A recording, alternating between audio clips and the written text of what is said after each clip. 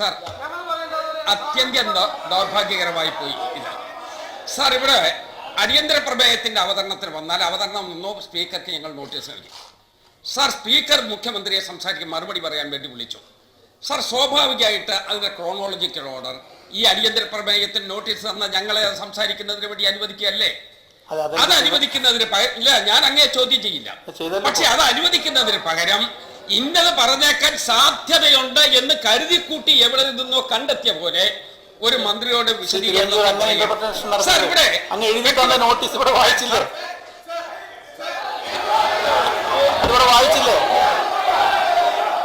എന്റെ സമയം പോകരുത്, എന്റെ സമയം പോകരുത്.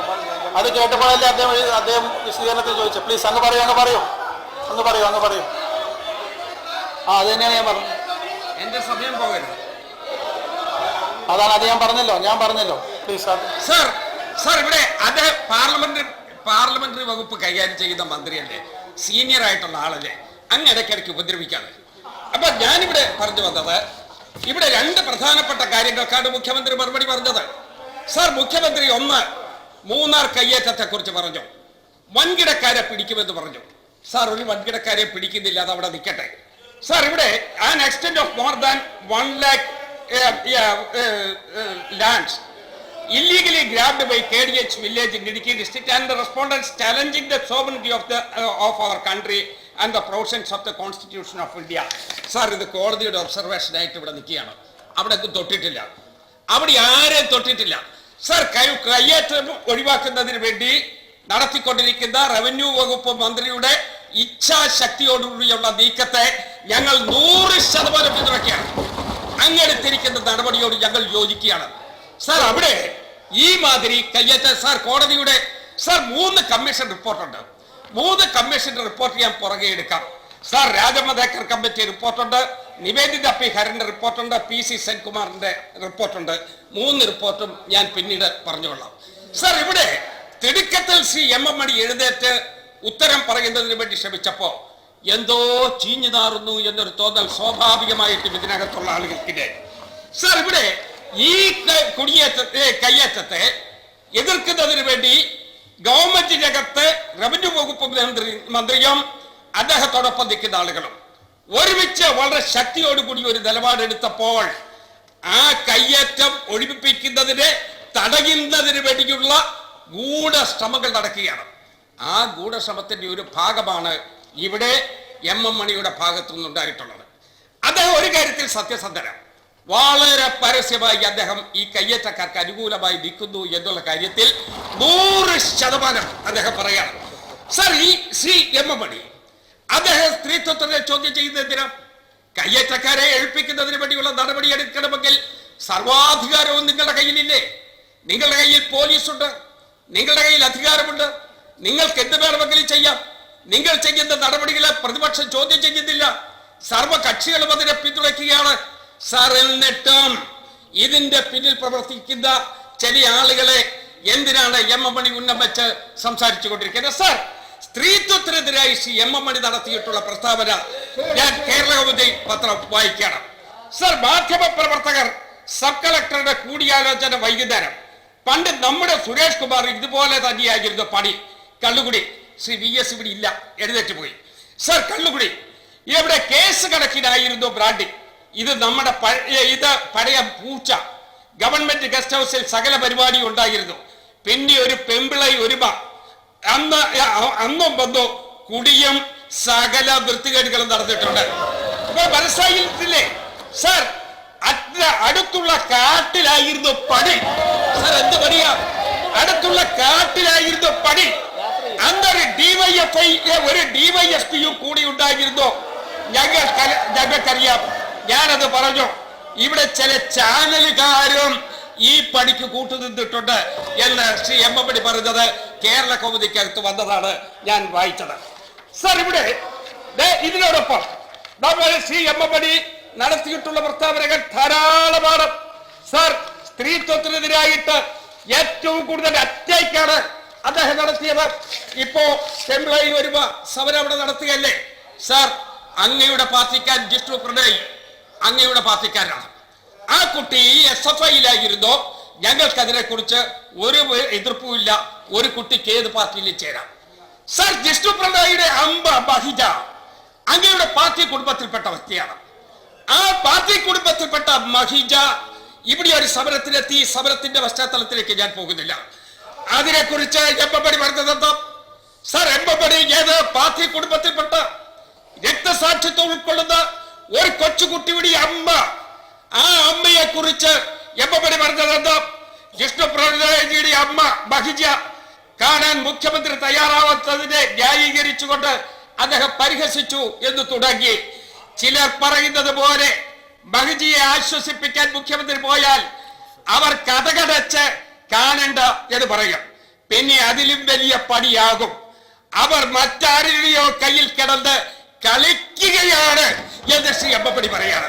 സർ, അങ്ങയുടെ പാർട്ടി കുടുംബത്തിൽപ്പെട്ടതല്ലേ? സർ, അങ്ങയുടെ പാർട്ടി വിഭാഗത്തിൽപ്പെട്ടതല്ലേ? സർ, അങ്ങയുടെ പാർട്ടിയുടെ പ്രമുഖരായിട്ടുള്ള ആളല്ലേ? സർ, ഇന്നലെ ശ്രീ കോടിയേരി ബാലകൃഷ്ണൻ അവിടെ പോയല്ലോ, ആ വീട്ടിൽ പോയല്ലോ, ആ വീട്ടിൽ പോയി അവരുമായി സംസാരിച്ചല്ലോ. സർ, എന്തൊരനാവശ്യമാണ് കേരളത്തിന്റെ ഒരു മന്ത്രി പറയുന്നത്? സ്ത്രീത്വത്തെ ചോദ്യം ചെയ്യുന്നതിനും അപമാനകരമായ പ്രസ്താവന നടത്തിയിട്ടും എന്തുകൊണ്ട് ശ്രീ എമ്പടി ഇവിടെ ഒരു ഖേദപ്രകടനത്തിന് ആദ്യം എഴുന്നേറ്റിരുന്നെങ്കിൽ ഞങ്ങൾക്കത് മനസ്സിലാക്കാമായിരുന്നു. സർ, അദ്ദേഹത്തിന്റെ ഈ പ്രവർത്തനത്തെ കുറിച്ച് നമ്മുടെ ഈ സമൂഹത്തിലുള്ള വിവിധ രൂപത്തിൽപ്പെട്ട ആളുകൾ പറയുന്നുണ്ട്. സർ, മാതൃഭൂമി പത്രത്തിൽ അവർ പറഞ്ഞിരിക്കുന്നത് പണ്ട് സുരേഷ് കുമാർ വന്നിട്ടുണ്ട്, കള്ളുകുടി കേസ് കണക്കിനായിരുന്നു ബ്രാൻഡി, ഇവിടെ പൂച്ച. സർ, ഗസ്റ്റ് ഹൗസിൽ അന്നും കൂടി സകല പണിയും പെമ്പിളായി വരുമ്പോ അന്നും കൂടി സകല വൃത്തികേടുകളും നടന്നിട്ടുണ്ട്. മനസ്സിലായല്ലോ?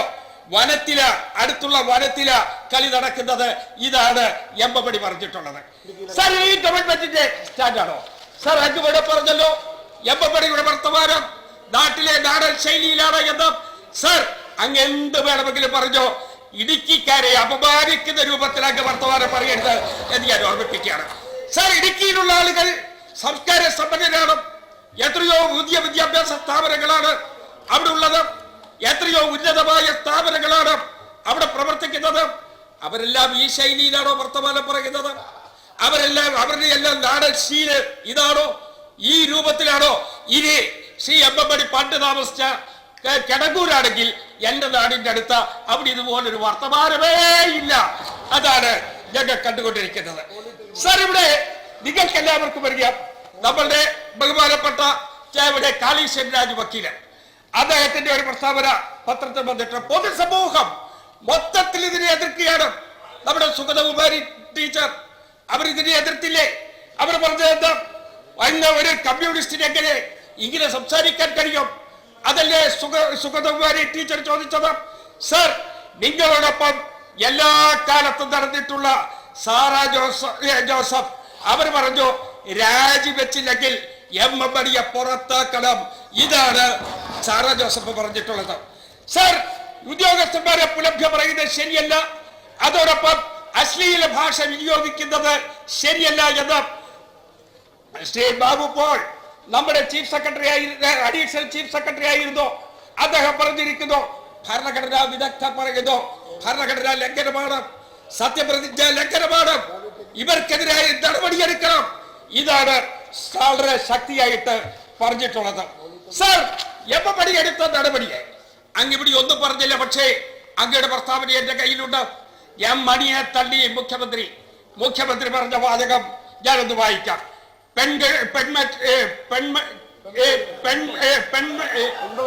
പെമ്പിളായി വരുമ്പോ അവരെ കുറിച്ച് എമ്പടി നടത്തിയിട്ടുള്ള പരാമർശനം ശരിയാകില്ല എന്ന് മുഖ്യമന്ത്രി പിണറായി വിജയൻ ഡൽഹിയിൽ പറഞ്ഞു.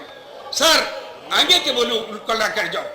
ഇടയ്ക്കിടയ്ക്ക് എഴുന്നേറ്റ് ഇതിനകത്ത് ഇവിടെ തടസ്സവാദം ഉന്നയിച്ച ശ്രീ AK ബാലൻ മണിക്കെതിരായിട്ട് പ്രസ്താവന നടത്തിയില്ലേ? മേഴ്സിക്കുട്ടിയമ്മ മണിക്കെതിരായി സംസാരിച്ചില്ലേ? ഇവിടെ നിരവധി ആളുകൾ മണിക്കെതിരായി സംസാരിച്ചില്ലേ? കാനൻ രാജേന്ദ്രൻ മണിക്കെതിരായി സംസാരിച്ചില്ലേ? എവിടെ കോടിയേരി ബാലകൃഷ്ണൻ മണിക്കെതിരായി സംസാരിച്ചില്ലേ? സർ, ശ്രീമതി ടീച്ചർ മണിക്കെതിരായി സംസാരിച്ചില്ലേ? സർ, അതൊക്കെ പോട്ടെ, അങ്ങ് തന്നെ മണിക്കെതിരായി സംസാരിച്ചില്ലേ? സർ, എന്ത് നീതിയാണ് മണിയുടെ വാക്കിനെ കുറിച്ച് അങ്ങ് തന്നെ തള്ളി പറഞ്ഞില്ലേ സാർ? സാർ, ഈ തെറ്റായ പ്രവർത്തനം, കിരാതമായ ഈ നടപടി നമുക്ക് ഉൾക്കൊള്ളാൻ കഴിയുമോ സാർ? കുരിശായി മണിയുടെ അശ്ലീലം, അതാണ് മാധ്യമം കൊടുത്തിരിക്കുന്ന മറ്റൊരു മലയാള മനോരമ.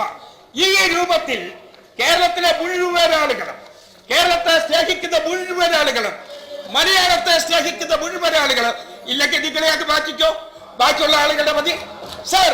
അങ്ങനെ മുഴുവൻ ആളുകളും ഒരുമിച്ച് നിന്നുകൊണ്ട് മണി നടത്തിയിട്ടുള്ള ഈ അശ്ലീല പ്രയോഗത്തെ എല്ലാവരും എതിർത്തില്ലേ സാർ? ഏത് പാർട്ടിക്കാണ് മണിയെ ഉൾക്കൊള്ളാൻ കഴിയുന്നത് സാർ? മണിയെ ഉൾക്കൊള്ളാൻ ഏതെങ്കിലും പാർട്ടിക്ക് പറ്റുമോ? അദ്ദേഹത്തെ എതിർക്കുന്നവരെല്ലാം ഊളപ്പാറയിൽ വിടണം എന്നാണ് അദ്ദേഹം പറഞ്ഞത്. ഊളപ്പാറയിൽ വിടണമെന്ന് സാർ. ഊളപ്പാറയിൽ ആരെ വേണമെങ്കിലും വിട്ടോ, ദയവായി മണി ഊളപ്പാറയിൽ പോകരുത്. കാരണം അവിടെയുള്ളവർ സ്ഥലം വിട്ടുകളെ സാർ. അതുകൊണ്ട് മണി പറയുന്നത് ബാക്കിയുള്ള ആളുകളെ ഊളപ്പാറയിൽ വിടണം എന്ന് പറയുന്നത് ശരിയാണോ? സാർ, പ്രതിപക്ഷ നേതാവിനെ കുറിച്ച് പറഞ്ഞില്ലേ? എന്താ പറഞ്ഞത്? ഊളപ്പാറയിൽ വിടണമെന്നാ പറഞ്ഞത്. എല്ലാവരെ കുറിച്ചും ആരെ കുറിച്ചും എന്ത് പറയുവാൻ ഒരു മടിയുമില്ലാത്ത വികട സരസ്വതി മാത്രം എഴുന്നള്ളിക്കുന്ന ഒരാളിനെ താങ്ങാൻ ഈ കേരളത്തിന് ശക്തിയില്ല. അതാണ് പ്രധാനപ്പെട്ട കാര്യം. അതുകൊണ്ട് ശ്രീ എമ്മമണി അങ്ങ് രാജിവെച്ചു പോകും, അങ്ങ് രാജിവെച്ചു പോകും. അഭിമാനം കാത്തുരക്ഷിക്ക്. അതുകൊണ്ട് വളരെ ശക്തിയായി ഞങ്ങൾ ഈ ഇവിടെ ഈ ഗവൺമെന്റ് നടപടി എടുക്കണമെന്ന് ആവശ്യപ്പെടുകയാണ് സാർ. ഇവിടെ കയ്യേറ്റത്തിനകത്ത് നിസ്സാരക്കാരൊന്നുമല്ല. എന്റെ കയ്യിലിരിക്കുന്ന ഈ റെക്കോർഡ് ശ്രീ ജോയിസ് ജോർജ് MP അദ്ദേഹം കയ്യേറിയ സ്ഥലത്തെ കുറിച്ചാണ്. അവിടെ പട്ടയത്തിന് വേണ്ടി അപേക്ഷ കൊടുത്ത് ശ്രീ ജോയിസ് ജോർജ് കള്ളി അപേക്ഷയാണ് കൊടുത്തത് എന്നാണ് എന്റെ കയ്യിലിരിക്കുന്ന ഈ റെക്കോർഡ് സാർ. നടപടി എടുക്കുമോ? ഗവൺമെന്റ് നടപടി എടുക്കുമോ? ഞാൻ പറയുന്നത് അതെ, മുൻ റവന്യൂ മന്ത്രി തന്നെ ഞങ്ങൾ എടുത്ത നടപടി ഇവിടെ അതാണ് സാർ. നേരത്തെ ഞങ്ങൾ എടുത്ത നടപടികൾ തന്നെയാണ്. ഞാൻ റവന്യൂ മന്ത്രിയായപ്പോൾ മാത്രമല്ല, ശ്രീ അടൂർ പ്രകാശ് ഉണ്ടായിട്ടുണ്ട്. അവിടെ ആ കാലത്ത് UDF എടുത്ത നടപടികളാണ് ഈ കാണുന്ന 140 പേജിനകത്തുള്ളത്. ഇതെല്ലാം ഞങ്ങൾ നടപടിയെടുത്തു. പക്ഷെ നിങ്ങൾ അതിനെ എല്ലാം തകർത്ത് ശ്രീ എമ്മമണി നടത്തിക്കൊണ്ടിരിക്കുന്ന സ്ത്രീ വിരുദ്ധ നടപടിയെ, അശ്ലീല പ്രയോഗത്തെ, നാടിന്റെ സംസ്കാര ശൂന്യമായ നിലപാടുകളെ കുറിച്ച് അദ്ദേഹത്തിന്റെ പദപ്രയോഗങ്ങൾ അതിവിടെ ഈ സമുദ്രത്തിൽ വെച്ച് ചർച്ച ചെയ്യണം. അതുകൊണ്ട് കേരള സംസ്കാരം നമുക്ക് ഉയർത്തിപ്പിടിക്കണം. ഇന്ത്യയിലെ ഏറ്റവും പ്രധാനപ്പെട്ട കേരള സംസ്കാരം ഉയർത്തിപ്പിടിക്കണം. മന്ത്രിയെ പുറത്താക്കുന്നതിന് വേണ്ടിയുള്ള നടപടി ബഹുമാനപ്പെട്ട മുഖ്യമന്ത്രി എടുക്കണം എന്നാവശ്യപ്പെടുകയാണ്.